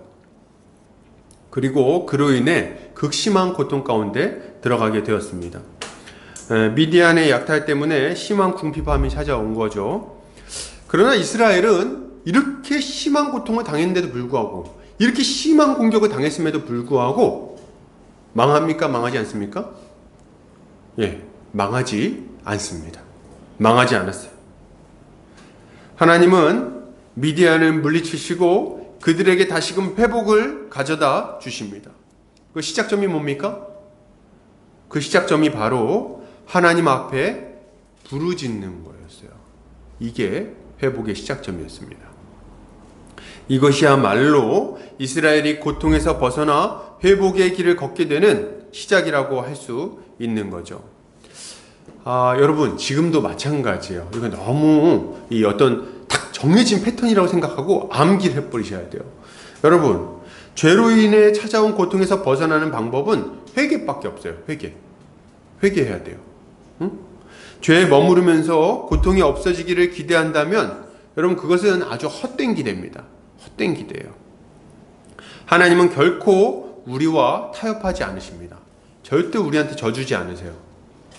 그 정도로 하자 이렇게 하는 법이 없습니다. 완전히 엎드러질 때까지, 거기서 완전히 떠날 때까지 우리 주님은 절대로 이 징계를 거두지 않으시는 거예요. 죄에서 떠나는 것만이 죄로 말미암은 고통을 끝내는 유일한 방법입니다. 그거밖에 없어요. 여러분 고집 피우지 않으시기 바랍니다. 괜찮다고 생각하지 않아야 돼요. 이 정도 죄는 괜찮아 이렇게 생각하지 않으시기 바랍니다. 죄로 인해 찾아온 고통이 아니라고 말하면서 버티지 않아야 돼요. 이거는 지금 내가 겪는 고통은 꼭 그 죄 때문에 이것 때문에 그런 건 아니야. 누가 옆에서 이렇게 알려줘도 그렇게 반응하는 경우가 있어요. 너 이거 주님 앞에 회개해야 되지 않겠냐. 너 그것 때문에 이렇게 어려움이 찾아온 거 아니냐. 그럴 때 보면은 저희 많이 경험했어요. 뭐라고 말합니까? 그것 때문에는 아니에요. 지금 이 문제는 그것 때문에 그런 건 아니야. 그럼 뭐 때문에 그런 겁니까 도대체? 살다 보면 이런 일이 생길 수도 있다고 말하지 않으시기를 바랍니다. 내 인생 살다 보면 다 이렇게 좋은 일도 있고 나쁜 일도 있지. 그러니까 이런 일도 있는 거야. 아니요. 살다 보면 찾아오는 일이 있고 부득불 우리가 겪게 되는 고난도 있으나 죄 때문에 겪는 고난은요 다 압니다. 왜 몰라요? 우리의 양심이 우리를 고발하고 있고 하나님의 말씀이 우리의 심령을 아프게 찌르고 있는데 어떻게 모른다고 말할 수 있어요? 어떻게 일상적인 고통이라고 그렇게 얘기하고 넘어갑니까? 그렇게 고집 피우지 않아야 돼요. 이런 생각과 말들은 현재의 죄에 머무르려고 하는 완악한 마음에서 나오는 말들이에요. 여러분 하나님 앞에서 정직하시기 바랍니다. 정직해야 돼요. 하나님 앞에서. 응? 우리 스스로는 속일 수 있을지 모르겠어요. 목사도 속일 수 있고 형제 자매들도 속일 수 있을지 모르겠어요. 그래서 별 문제 없는 것처럼 생각할지도 모르겠습니다. 근데 본인은 금방 알 겁니다. 그리고 하나님도 금방 아세요. 우리가 하나님을 속일 수 있을까요? 하나님을 속일 수 있는 방법은 없습니다. 그냥 하나님 앞에서 정직해야 돼요. 돌이켜야 할 죄를 뒤에 숨기지 않으시기를 바랍니다. 주님은 애타는 마음으로 우리한테 말씀하시기 때문에 그래요. 뭐라고 말씀하십니까? 너희가 어찌하여 매를 더 맞으려고 패역을 거듭하느냐? 온 머리는 병들었고 온 마음은 피곤하였으며 발바닥에서 머리까지 성한 곳이 없이 상한 것과 터진 것과 새로 맞은 흔적뿐이거늘 그것을 짜며 싸매며 기름으로 부드럽게 함을 받지 못하였도다. 이사야서 1장 5절에서 6절 말씀입니다. 주님은 죄에 머무르지 말라고 딱 말씀하시는 거예요. 거기에 머무르면 발바닥에서 머리까지 성한 곳이 없이 고통을 당하게 된다고 경고하시는 겁니다. 우리는 회개를 미루고 버티면 버틸수록 더 큰 고통이 기다린다는 것을 알고 빨리 좀 돌이켜야 되겠어요. 빨리. 이게 지혜로운 거예요. 이게 지혜로운 거예요. 이제 아들이 한 명 있어요. 앞에서 지금 기침하고 있는데, 네, 9살짜리 아들이 한 명 있습니다. 근데 이 아들이 이제 막 잘못할 때가 있어요. 잘못할 때가 있죠. 그 잘못했을 때 부모가 혼냅니다. 너 이거 잘못했어 안 했어? 혼냈어요. 그때 눈빛이 흔들리면서도 고집 피우면 어떻게 됩니까? 그러면은 이제 그 잘못했다고 말할 때까지 혼나는 거예요. 그렇게 고집을 잘 안 피우는 아이예요. 그러나 이제 그런 날이 있을 수 있잖아요. 그럴 때는 이제 고집 꺾을 때까지. 왜요? 왜 그렇게 하죠? 얘가 미워서 그렇게 합니까? 아니죠. 아이를 위해서 그렇게 하는 거예요. 다시 똑같은 죄를 짓지 않도록 하려고. 그래서 그 순간에 죄를 꺾도록, 그 죄에서 떠나도록 확실하게 거기서 이렇게 교육하는 거죠. 여러분, 근데 하나님도 마찬가지예요. 버티면은, 이게 어렸을 때 부모님한테 좀 이렇게 사랑의 매를 좀 맞아보신 분들은 알아요. 버티면 어떻게 됩니까? 오래 맞아요. 오래 맞아. 세게 맞고. 그러니까 제일 지혜로운 방법은 이렇게 맞았을 때 즉각 돌이키는 것. 이게 빨리 고통을 없애는 방법인 거죠. 근데 이때 우리가 빨리 회복하기 위해서 좀 알아야 될 게 있어요, 여러분. 그게 뭐냐면 회개 기도를 빨리 하는 겁니다. 이게 우리한테 굉장히 필요해요. 어떤 분들은 지금 목사님 무슨 말씀하시는 거지? 회개랑 회개 기도가 똑같은 거 아닌가 뭐 생각할 수 있어요. 근데 회개랑 회개 기도 약간 달라요. 회개는 죄에서의 돌이킴을 의미합니다. 좀 더 큰 개념이에요. 그래서 어떤 죄는 단기간에 돌이킬 수 있지만 어떤 죄는 단기간에 해결되지 않는 죄들이 있어요. 죄의 습관들 이런 거는 단기간에 해결되지 않아요. 죄의 습관에서 벗어나는 것은 완전히 벗어날 때까지 오랜 시간이 걸릴 수도 있어요. 꽤 긴 기간. 그러면 이렇게 죄의 문제를 완전히 해결하기 전까지는 내가 회개하겠다. 근데 이제 그거를 그렇게 생각하면은 굉장히 긴 기간 아니에요. 완전히 돌이킬 때까지. 그럼 그때까지 계속 고통을 당해야 되는 겁니까? 완전히 죄에서 벗어나기 전에는 회복이 시작되지 않는 건가요? 이거 정말, 죄 때문에 고통당해 보신 분들은 알 텐데 되게 암담한 얘기예요. 왜냐면 주님이 때리실 때 대충 때리시는 법이 없기 때문에 그래요. 너무 아파. 너무 고통스러워서 당장 이거 끝내고 싶거든요. 당장 그 죄를 제발 하나님 이렇게 빨리 끝내고 싶은데 이 죄에서 완전히 돌이킬 때까지 이게 계속된다 그러면 이게 진짜 답이 안 나와. 너무 힘들어. 근데 그렇지 않다는데 굉장히 감사한 일이 있는 거죠. 주님은 우리가 주님 앞에 죄를 자복하고 돌이키기로 결단하면 그때부터 회복의 역사를 시작하십니다. 그때부터. 그래서 우리가 중요하게 생각하고 힘써야 하는 것이 있는데 그게 바로 회개 기도인 거예요. 회개 기도가 되게 중요해요, 여러분. 어떤 분은 회개와 회개 기도가 뭐가 다르냐 생각하겠는데 회개가 좀 더 큰 의미예요. 회개는 우리가 삶에서 죄를 버리고 돌이키는 정 과정을 다 포함하는 것을 회개라고 말합니다. 예를 들어서 우리가 이제 거짓말을 했다. 거짓말을 해서 누구한테 피해를 끼쳤다. 그러면 회개는 어떤 걸 포함하냐면 하나님 앞에 잘못했다고 고백하는 것뿐만 아니라 내가 거짓말한 당사자한테 가서 이 죄를 고백하고 그걸 바로잡아주는 것까지, 그리고 그거에 대한 내 거짓말로 인해 손해본 게 있다면 그 손해본 걸 다 갚아주는 것까지 전 과정을 회개라고 말합니다. 그리고 내가 누군가에 대해서 비방을 했어요. 그래가지고 누군가의 명예가 실추됐어. 그러면 회개는 어떤 거냐면 하나님 앞에 잘못했다고 자복하고 기도하는 것뿐만 아니라 그 형제를 찾아가서 사과하고 용서받고 이 사람의 명예를 여러 사람한테 훼손시켰을 거 아니에요. 다 찾아가서 내가 잘못 말했다고 이걸 해명을 해줘야 됩니다. 이 전 과정, 그래서 명예를 회복시켜주는 과정까지를 포함하는 것이 회개의 전 과정인 거예요. 이거 다 하는 게 회개입니다. 그러니까 좀 넓은 개념이에요. 그죠? 회개가 쉽지 않은 생각보다. 근데 회개 기도는 뭐냐면 그 첫 시작점에 위치한 거예요. 하나님 앞에 우리의 죄를 인정하고 주님 앞에 이걸 다 자복하는 거예요. 그걸 잘못했다고 주님 앞에 용서를 빌고 사죄의 은총을 구하는 것. 이게 회개 기도라고 말할 수 있는 거죠. 근데 우리가 이 회개 기도를 해야 된다는 거예요. 여러분 그냥 적당히 뭉치고 넘어가려고 그러지 마세요. 잘못했을 때 내가 잘못했으니까 가서 사과해야지. 그 전에 회개 기도하세요. 우리의 모든 죄는 1차적으로 사람에 대한 것이 아니고 하나님께 대한 거라는 것을 기억해야 됩니다. 우리의 모든 죄는 하나님의 법을 어긴 것이기 때문에 우리는 하나님 앞에 죄를 범한 거예요. 이걸 알고 하나님 앞에 죄를 자복하는 게 먼저입니다. 그리고 주님께 용서를 구하고 그 예수 그리스도의 십자가 보혈로 우리의 죄를 씻어주시기를 구하는 게 먼저예요. 이게 우리에게 필요한 겁니다. 중요한 것은 먼저 우리 죄를 자복하는 게 굉장히 중요합니다. 죄를 자복해야 되겠어요. 자백해야 돼요. 자백. 죄를 슬퍼하면서 하나님 앞에 잘못을 인정해야 된다는 거예요. 그리고 그걸 용서해 주시기를 간절히 구해야 됩니다. 우리 주님 말씀하시죠. 시편 51편 17절 말씀입니다. 주보 뒤를 참고하시면 돼요. 읽겠습니다. 시작. 하나님께서 구하시는 제사는 상한 심령이라. 하나님이여 상하고 통회하는 마음을 주께서 멸시하지 아니하시리이다. 아멘. 예, 상하고 통회하는 마음으로 우리의 죄를 자복해야 된다는 거예요.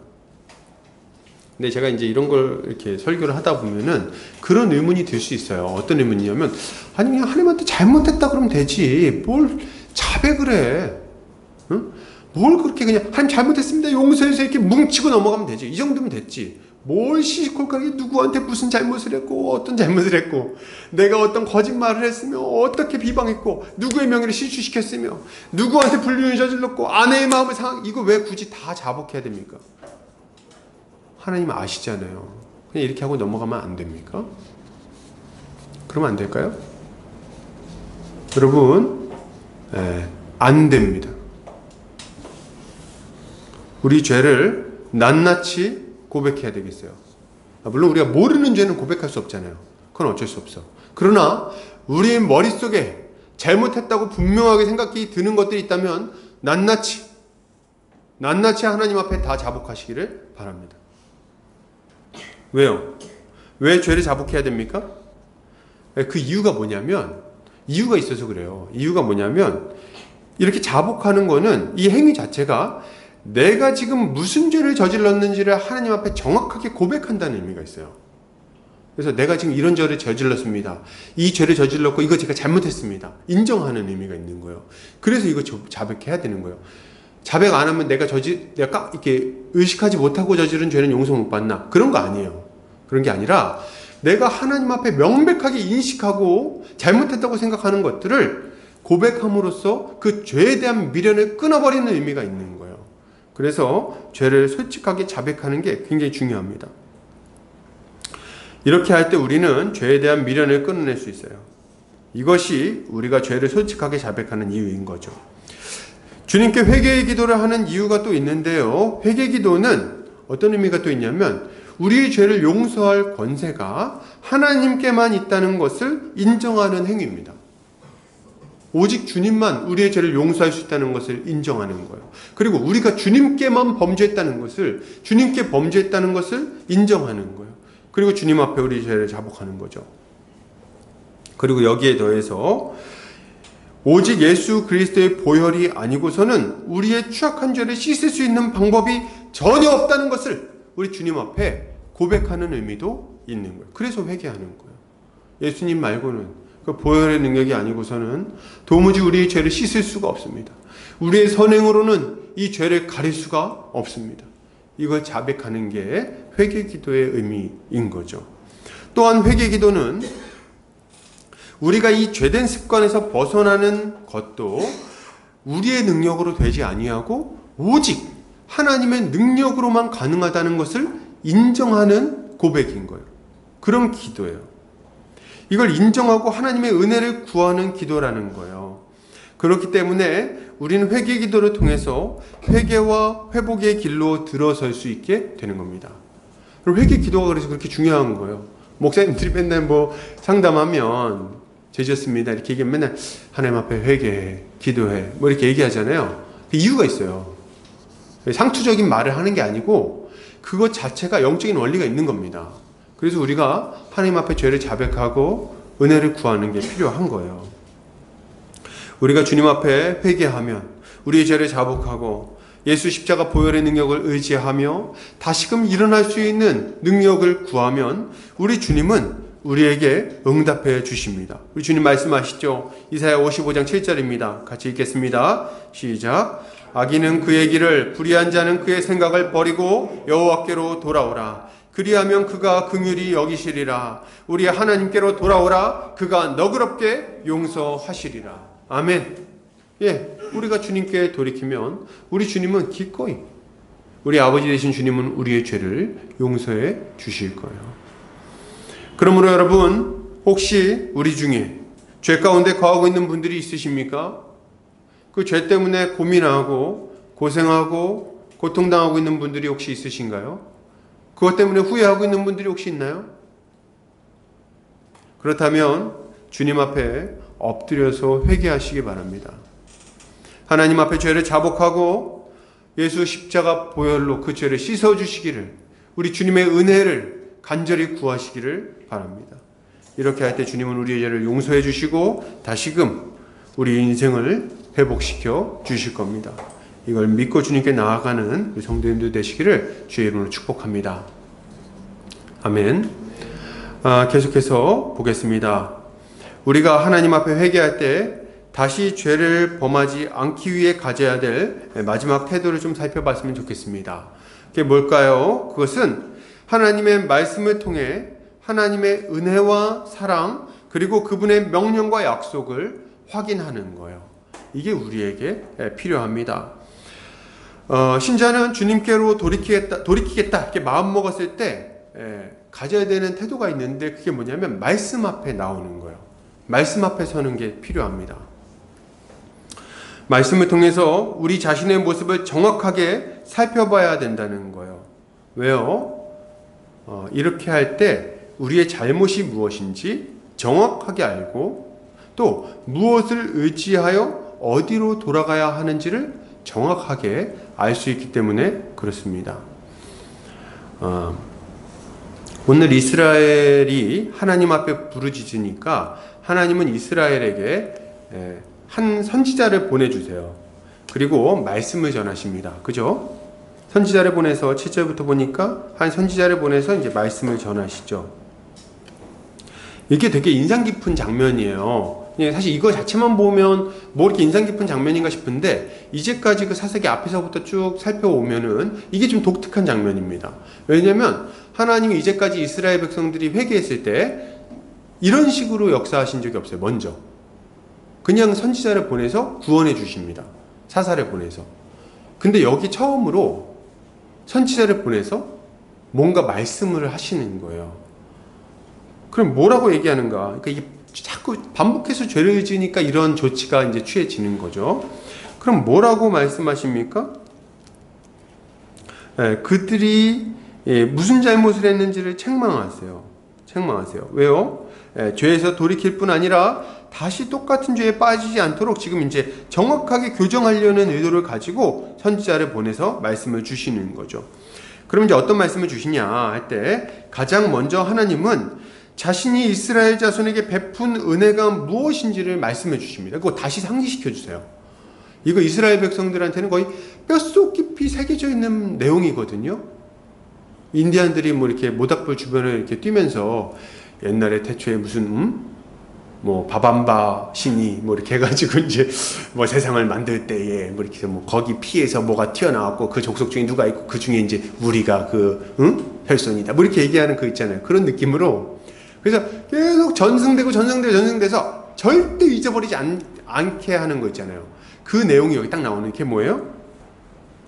하나님께서 종되었던 이스라엘을 애굽 땅에서부터 그들을 학대하고 괴롭혔던 이스라엘 땅에서 애굽 땅에서 건져내셨다는 내용을 딱 얘기해 주세요. 그 어떻게 보면 그 모형 아주 그냥 원형을 딱 얘기해 주십니다. 하나님의 그 구원의 원형을 딱 얘기해 주시는 거예요.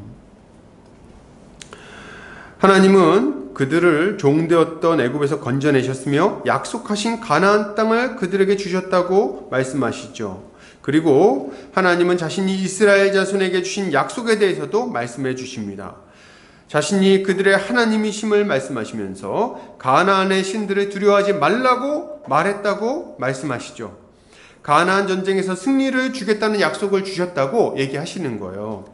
그리고 하나님은 이런 하나님의 은혜와 약속에 대해서 이스라엘 자손이 어떻게 반응했는지를 그 다음에 딱 얘기하십니다. 그러니까 봐요. 이렇게 얘기하시는 거예요. 야, 내가 너네에게 어떤 은혜를 베풀었는지 기억해봐라. 너네가 이집트 땅에서 그 고생할 때 벽돌을 만들기 위해서 진흙을 이기고 그 무거운 돌, 우리가 생각하는 벽돌이 아니죠. 그 커다란 그 돌들을 다 짊어지고 그것을 메고선 그 거대한 건축물들을 만들며 죽어나갈 때 너네가 그 애굽 사람들의 그 학대 때문에 눈물을 흘리고 피를 흘리고 내게 그 끔찍한 고통으로 말미암아 부르짖을 때 내가 너네를 외면하지 않지 않았냐? 내가 너네에게 은혜를 베풀어서 모세를 보내었고 너네를 그 강대한 이집트의 손에서 건져내었다. 애굽을 10가지 재앙으로 쳤고 그들의 장자를 죽였으며 그 중에서 너희를 한 사람도 상하게 하지 않고 건져내었다. 너희가 거대한 홍해 앞에 섰을 때 장이란 요단강 앞에 섰을 때 내가 그 홍해를 가르고 그 가운데서 너희를 건져내었고 너희를 뒤쫓던 그 모든 애굽의 군대는 바다 가운데 다 몰살시켜 버리지 않았냐. 그리고 광야 40년 가운데 너희가 먹을 것과 입을 것이 부족하지 않게 너희 신발이 닳지 않게 내가 너희에게 은혜를 베풀어 주지 아니하였느냐. 너희가 농사짓지 않은 것들로 먹었고 너희가 짓지 않은 옷을 입었고 너희가 하지 않은 것들로 여기까지 오지 않았냐. 그리고 너희가 가나안 땅에 들어올 때 너희의 능력으로 이 땅을 취한 것이 아니라 내가 준 약속을 힘입어 이기지 않았냐. 내가 너희에게 준 능력으로 여리고를 무너뜨렸고 가나안의 무수히 많은 그 왕들을 무너뜨리지 않았냐. 다 내가 너희 신이 되어서 너희 하나님이 되어서 가나안의 신들을 짓밟고 그 왕들의 목을 쳤기 때문 아니냐. 그런데 너희는 지금 나에게 어떻게 행했냐. 이렇게 말씀하시는 거예요. 반응이 뭐였어요?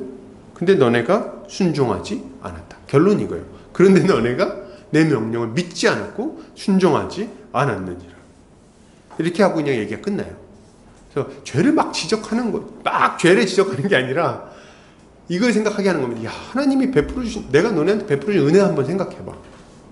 그리고 그게 얼마나 신실했는지 생각해봐. 너네한테 준 그 약속이 얼마나 대단한 약속이었는지를 생각해봐. 그리고 약속에 따라서 너네가 얼마나 큰 복을 누렸는지도 좀 생각해봐. 근데 너네 어떻게 반응한 거야? 이렇게 말씀하신다는 거죠. 이 사람들은요, 이 놀라운 은혜와 약속에도 불구하고 우상을 섬겼어요. 이게 기가 막힌 일인 거죠. 이게 그들이 하나님 앞에 저지른 죄인 겁니다. 하나님은 이 선지자를 통해서 이스라엘 백성들이 기억해야 될 게 무엇인지, 붙들어야 할 게 무엇인지, 그리고 돌이켜야 할 것이 무엇인지를 알려주고 있는 거예요. 여러분, 이러한 패턴이 지금도 아주 똑같이 나타난다는 것을 여러분 기억해야 됩니다. 여러분, 우리가 앞에서 목사님들이 말씀을 전하잖아요. 말씀을 전할 때 거의 패턴이 이 패턴이에요. 그렇지 않습니까?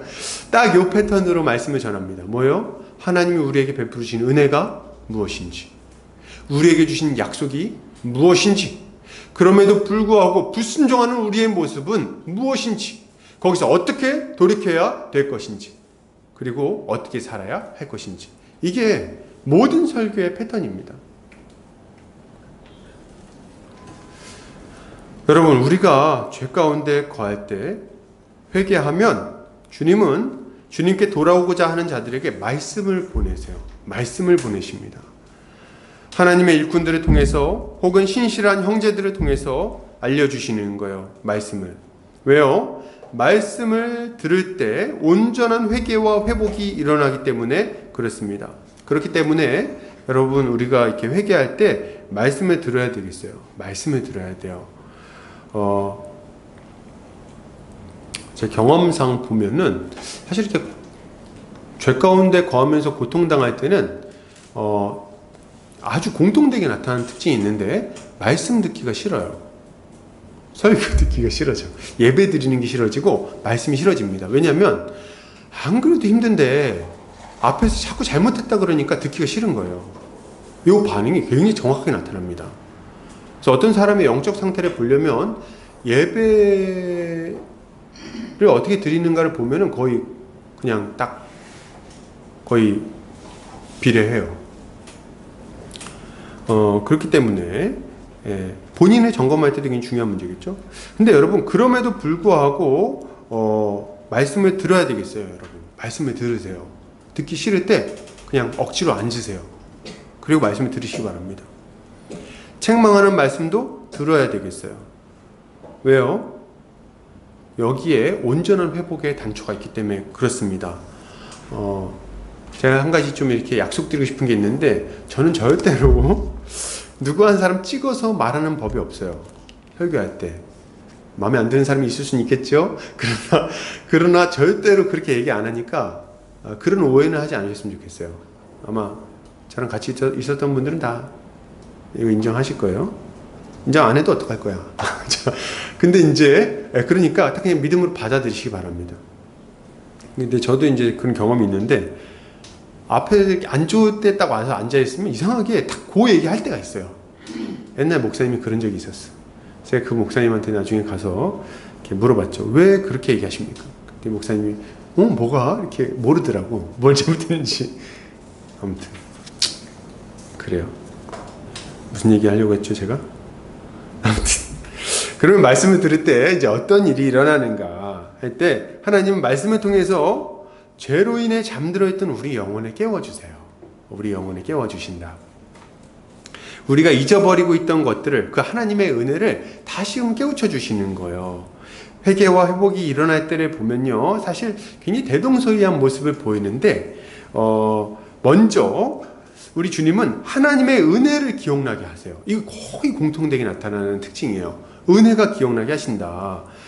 우리가 전에 어떤 자들이었는지, 우리가 얼마나 비참한 처지에 있었는지, 그리고 그런 우리에게 베풀어 주신 하나님의 은혜가 얼마나 큰지를 말씀을 통해서 깨우쳐 주십니다. 그래서 그걸 딱 생각나게 하는 거예요. 예수 그리스도의 십자가를 우리 눈앞에 아주 밝히 빛나게 하셔서 그 십자가의 은혜가 다시금 살아나게 하세요. 그리고 주님은 이걸 믿는 자들에게, 이걸 믿는 자들, 그런 자들에게 주어진 약속이 무엇인지를 생각나게 하십니다. 그거 딱 생각나게 해요. 사죄의 은총과 성령의 능력과 교회를 통해서 주어질 복에 대해서 깨닫게 하시는 거죠. 그리고 이러한 약속을 받았음에도 불구하고 불순종하고 죄의 길로 기울어진 우리 자신의 어리석은 모습을 다시 바라보게 하십니다. 뭘 잘못했는지, 그리고 그것이 왜 잘못인지를 알려주시는 거죠. 그리고 자신의 잘못을 후회하는 자들에게 이런 잘못에서 돌이키고 회복의 길로 들어설 것을 요청하십니다. 그래서 말씀을 통해서 그런 은혜를 받을 수 있는 거예요. 이것이 말씀 들을 때 일어나는 일입니다. 그러므로 여러분, 우리가 죄의 악순환을 끊어내고 점점 더 성화의 길로 나아가기 위해서는 어떻게 해야 될까요? 계속해서 하나님 말씀을 들어야 되겠어요. 계속해서 하나님 말씀을 들어야 됩니다. 하나님의 말씀을 통해서 하나님이 베푸신 은혜를 떠올려야 됩니다. 그 은혜를 떠올려야 돼요. 그것이 이걸 계속 마음에 품어야 됩니다. 그리고 하나님의 약속을 기억해내고 굳게 붙들어야죠. 그리고 우리의 삶을 말씀에 비추어서 면밀하게 점검해야 됩니다. 이렇게 할 때 우리는 똑같은 죄에 빠지는 그런 실수를 범하지 않을 수 있는 거죠. 근데 제가 이렇게 얘기하면서 사실 설교문 작성하면서 무슨 생각을 좀 했냐면, 야 진짜 애쓴다, 발버둥 치는구나, 이런 생각을 했어요. 이 악순환에서 빠지려고 정말 발버둥 치는구나. 근데 정말 이게 딱 이렇게 했을 때 즉각적으로 큰 효과를 발휘할 때도 있지만 아닐 때도 있거든요. 막 발버둥 치는데 빨리 안 될 때도 있어. 그래서 참 문득 그런 생각했어요. 야 정말 발버둥 친다, 죄의 사슬에서 빠져나오려고 정말 몸부림친다, 뭐 이런 생각을 했습니다. 우리가 이렇게 할 때 때로 효과 없는 것처럼 느껴지고 그럴 수도 있겠다는 생각도 했어요. 근데 여러분, 그럼에도 불구하고 이런 발버둥과 이런 몸부림이 우리를 죄의 늪에 빠지지 않도록 붙들어 줄 겁니다.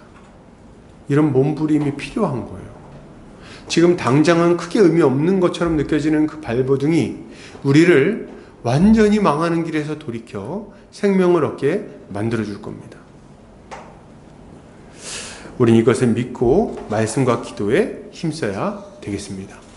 결론을 드립니다. 여러분, 우리는 죄의 악순환에서 벗어나 거룩의 선순환으로 나아가야 하겠습니다. 이렇게 할 때 비로소 우리 인생은 정말 복되고 질서 있고 충만한 모습으로 바뀔 거기 때문에 그래요. 우리 주님이 우리에게 약속하신 그 하나님 나라의 복이 있습니다. 우리 주님이 꿈꾸었던 그 나라의 백성들의 삶이 있어요. 자유롭게 하나님께 영광 돌리고 찬양하고 형제 자매들과 함께 교제하고 하하호호 밥을 짓고 밥을 먹고, 그리고 가정에서는 사랑하는 아내와 사랑하는 남편과 사랑하는 자녀와 함께 아주 안정적으로 삶을 영위하고, 세상에서는 사명을 감당하며 보람있게 무엇을 먹든지 마시든지 무엇을 하든지 하나님께 영광 돌리며 우리의 인생을 살아가면 살아갈수록, 나이가 먹으면 먹을수록 우리 주님을 닮아가는 그런 인생, 아주 복된 인생을 우리 주님이 꿈꾸셨어요. 그리고 우리가 주님께 나아가면 나아갈수록, 죄와 싸우고 거룩의 길로 나아가면 나아갈수록 우리 인생은 이런 모습을 가지게 될 겁니다. 그러므로 우리는 점점 더 죄를 끊어내고 점점 더 의를 행하는 길로 나아가야 되겠어요. 죄의 유혹에 지지 않아야 됩니다. 그 거짓된 약속을 거절하고 멀리해야 되겠어요. 그리고 죄를 지었다면 즉각 하나님 앞에 회개해야 되겠습니다. 우리 죄를 자복하고 은혜를 구해야 됩니다. 그리고 계속해서 하나님 말씀을 들어야 돼요. 주님의 십자가를 바라보며 우리의 삶을 점검해야 되겠습니다. 이렇게 할 때 우리는 점점 더 하나님 나라의 복을 누리게 될 뿐 아니라 주님이 기뻐하시는 거룩한 주의 일꾼으로 점차 힘있게 세워지게 될 것입니다. 한 주간도 우리 주님의 은혜로 승리하는 우리 모든 성도님들 되시기를 주의 이름으로 축복합니다. 같이 기도하겠습니다. 사랑과 은혜 많으신 하나님 아버지, 감사합니다. 오늘 함께 말씀을 나누었습니다. 주님, 죄로 말미암아 우리 주님이 약속한 복을 잃어버리고 무기력하게 고통스러운 삶을 살아가고 있는 사람들이 참 많이 있습니다. 주님, 우리가 그러한 어리석은 죄에 빠지지 않도록 우리를 지켜 주시옵소서. 우리가 반복된 죄를 지으며 반복해서 죄를 지으며 영적으로 점점 더 밑으로 떨어지는 그런 어리석은 삶을 살지 않게 해주시기를 원합니다. 오히려 죄와 싸우며 하나님의 은혜를 힘입어 날마다 거룩을 향해 나아가는, 죄에서 벗어나 거룩을 향해 나아가는 우리 모두가 되게 하여 주시옵소서. 주께서 우리에게 그러한 은혜를 충만하게 베풀어 주시기 원하오며 이 모든 말씀 거룩하신 우리 주 예수 그리스도 이름 받들어 기도 올려드립니다. 아멘. 찬송가 50장 1절 찬송하면서 헌금하는 시간 갖겠습니다.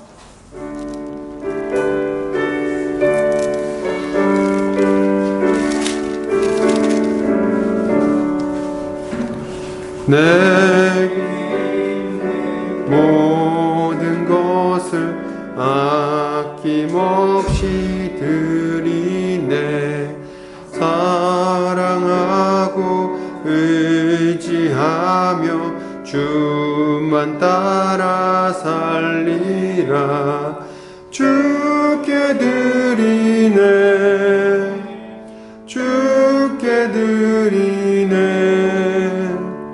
사랑하는 구주 앞에 모두 드리네. 아멘. 기도합니다.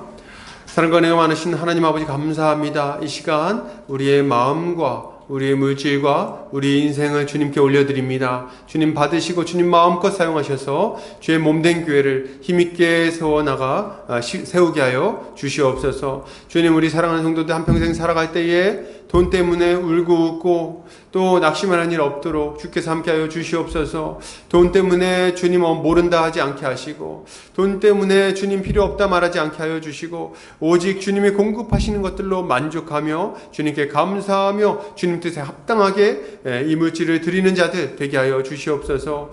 주님, 주님의 공급하심으로 자족하며 살기를 원합니다. 필요한 것들 주님이 아시오니 넉넉하게 채워 주시옵소서. 주님, 우리 사랑하는 성도들 믿음을 위하여 기도합니다. 주여, 우리 사랑하는 성도들 이 어려운 시기에 믿음 떨어지지 아니하도록 주께서 강하게 붙들어 주시옵소서. 죄에 빠지지 않도록 지혜를 주시고 죄를 이길 수 있는 능력도 주시옵소서. 도리어 이 시기에 더욱더 믿음이 강해지게 하시고 예수 그리스도를 닮아지게 하여 주시옵소서. 주님 아버지, 우리 사랑하는 성도들 가정을 위해서 기도합니다. 그 가정을 주님께서 돌봐주시고 그 가족들, 우리 성도들과 가족들 건강을 지켜주시고, 그들이 혹시 믿지 않는 가정들이 있다면 지금 믿지 않는 가족들 예수를 믿어 함께 영생에 이르게 하여 주시옵소서. 또한 아버지, 우리 사랑하는 성도들 여러 가지 기도의 제목들이 있습니다. 재정의 문제가 있고 또 이 진로의 문제, 또 여러 관계의 문제들, 가정의 문제들 고민하고 있는 것들이 있습니다. 사람이 다 알지 못하고 도울 수 없는 그런 모든 것들 주님 앞에 이 시간 아뢰오니 주여 불쌍히 여기시고 이 모든 기도에 신실하게 성실하게 응답하여 주시옵소서. 그리하여 우리 하나님 살아서 우리 인생을 돌아보시고 우리 교회를 돌보시고 세우신다는 것을 우리가 알고 감사케 하여 주시옵소서.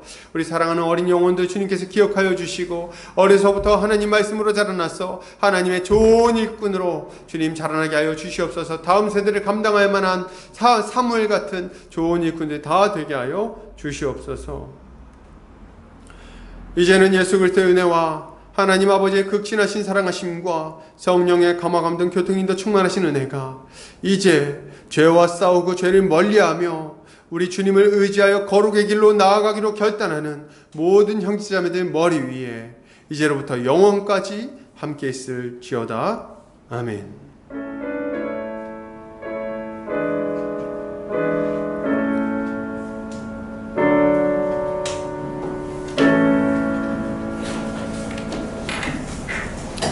감사합니다. 예배를 마쳤습니다.